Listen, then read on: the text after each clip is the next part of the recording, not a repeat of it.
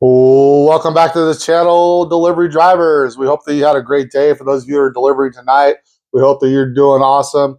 We hope that you're staying safe and that you're getting all those deliveries out the door and making some good money. Okay, for those of you who are new to the channel, my name is Kevin and this is my lovely wife, Leah. Yes. Today we have a topic that we'd like to talk about, and Leah's going to take charge of this topic because she's the one that deals with it.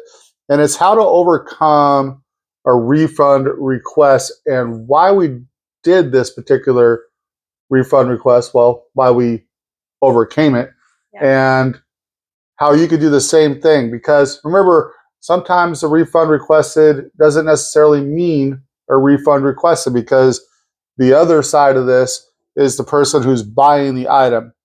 And I'm going to let Leah take it from here. So Leah, tell us first of all, what was the item that the customer wanted? Okay. And then why did you feel that they didn't necessarily want the refund on this particular item? So in this specific instance, a customer had ordered some items from Home Depot, and they had quite a few items, and they had ordered this like mosquito repellent thing.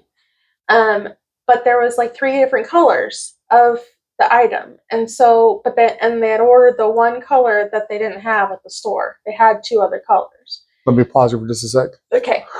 So at this point, a lot of people will say, oh, well, they just want a refund. Well, no problem. Refund, yep. Just get it done. But you got to think through this process. And Leah, what did you decide at this point? So I decided that they had ordered this item. They'd also ordered like a refill for this item. And so I thought, man, they must like really need this or want this, or, whatever the thought process was. But I figured they had 2 other colors. They just didn't have the color that the person wanted. So even though it said customer requested a refund if they don't have this item, I still tried to replace it. And even though the app wouldn't let me replace it, I still reached out to the customer and I asked them, I said, hey, they don't have the color that you wanted, but they have black and blue. Do you want one of those instead? And within 30 seconds to a minute, they had responded to me and said, oh, I'll take the blue one. So when you get items, especially like I'm talking about like Instacart or shopping orders with Uber or DoorDash, they might say, if they don't have it, just give me a refund. Which in some instances, it's like, okay, they legit don't have any of it at all, and that's fine. But in this case, they had other options, and they were the exact same thing. They were just different colors. It's not like they were a complete different flavor like we would see at grocery shopping. So reaching out to the customer really saves you, because especially on Instacart, when you don't get a lot of times tips are based on percentages as to how much money you spend for them. And so when you don't get an item, that percentage amount goes down with the total of your order. So if you can save that sale, basically. Save the sale, I like that. Yeah. Then you can, see that you're not going to lose your income for that particular one. Even though it's just a couple dollars, it's still a couple dollars. Well, a couple dollars over an entire month. Exactly. And so that's why I repeatedly do these things. But then also the customer, she obviously had that on her entire order. Like, if you don't have it, just refund me. Well, then there was another thing that they didn't have. And so I was able to then replace that other thing that they didn't have, because I knew that she wanted a similar item no matter what it was, but she needed the items. So it was nice to be able to overcome the customer just doing a refund and losing that sale, rather than, and then, getting them what they want. Anyways, they want the product. Okay, so the first thing we're going to learn from this is communication is vital on Instacart. It's kind of vital on Uber Eats and maybe a little bit on DoorDash. Again, I think DoorDash, they give a crap about you, but that's another story.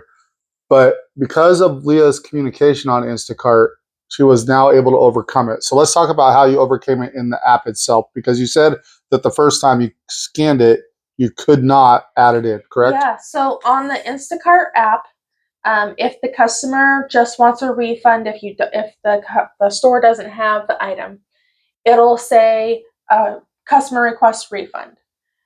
Another option will pop up and say try to replace anyways, or scan replacement anyways, or something like that. You can click on that and try to scan it, and again it'll say, wait, no, the customer wants a refund, don't try to replace this item. But if you take a step back and you choose that the item is unavailable, you have an option to message the customer and say whatever you want to say. They don't have this item, they only have these other two colors, what color do you want? So you have that option, and then if they message you back and you read that message, then you can go into the item, scan it again, say they don't have it, scan a replacement, and it's not going to block you from replacing it. They can see that you have reached out to the customer. They can see that they read your message, you read their message.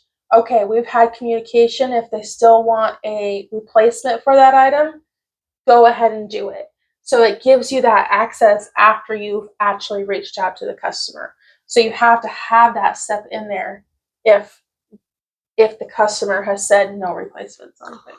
Okay, so Leah explained to us how to save the sale, and that's a big thing, because if it's you lose $2 or $1 or whatever, and that's over a 30-day period, now all of a sudden that's $30 to $60 that you just lost for the month because you didn't take 10 seconds out of your day to message them. Now, with that being said, there are people who will not message you back, and then you just follow the prompt. Exactly. Yeah, you don't try to override it. Don't try to just do your own replacement. If they say they want a refund, they want a refund. If you message them and they don't respond, they want a refund. They don't want to be contacted. They obviously aren't that invested in what they're getting, so just don't get it for them. You don't want to do something that's going to look like you're just out doing it on your own. And that doesn't make them a bad customer. No, that just means that they didn't want a refund, or they didn't want it if they don't have it. So no worries. But we are talking about, you got to use a little bit of savviness here to make sure that if you can save the sale, I really like that term. If you can save the sale, then do it, because it's worth your time to do it. It is, especially on like that Home Depot order. It was a decent order, and you could tell that the tip was a percentage based on how much the customer paid for their items at the store. So you start reducing that total, you start reducing your tip. So it really does, it saves your income, it saves the sale for the store, it saves the person, they don't have to go find that item somewhere else too. So it's going to be a win-win for everybody, really. And I think at the end of that one, they actually bumped up the tip even more. So it went like up another $1.50 or something, which is already a good one, what we got. So yeah, just the moral of this story is, don't be afraid to reach out to customers. Don't be offended if they don't come back to you with something. Just follow the directions, because if you can get that sale, that's great. If not, okay, live and learn and move on. I usually give them a little bit.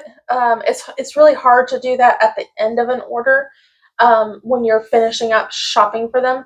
But if it's anywhere in the middle to the beginning of shopping, then what I'll do is, okay, they don't have this, I'll send them a picture, I'll send them a message, say, hey, they don't have this, but they do have this other thing.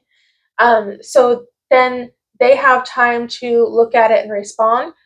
And that way, if they're going to respond, they're going to respond pretty quickly.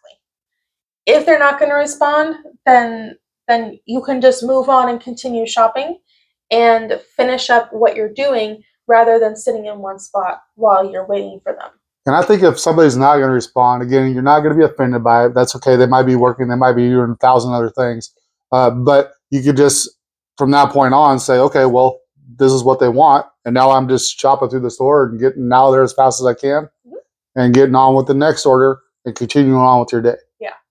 I really like to give them a little bit of time, even if it's just a couple minutes, because I know Instacart, they kind of mandate at the end of an order that the customer gets like 60 seconds to okay everything or to review any changes, especially last minute changes. Yes. So when you're getting towards the end, but that's where you also got to be on your game because Leah said a couple minutes, but she means a couple minutes from the start to about the middle of the order, and then when it gets to the end, you're ready to get out the door. Yeah, exactly. If they're making changes at the end, it has to be a pretty like we know who this customer, loyal customer type thing for me to stop everything and run and grab what they wanted and have to leave my stuff at the front of the store so I can just run and grab it really quick. And it doesn't happen very often. Once in a while it will. But again, that will increase your pay if they're adding stuff at the end too. So it's not the worst thing in the world either. Exactly. Yeah, your pay is going to increase with that. And we had one of those today. They added on things at the end and we had to deal with that, but it increased our pay, so you can't really complain that much about it. But I think that's it for this topic. So I liked what you said. That's a great phrase. We'll use it more. I'm sure we will. We'll talk to everybody later. We hope that you have a great night if you're delivering, and if not, have a great delivery day tomorrow. Sounds good. Bye.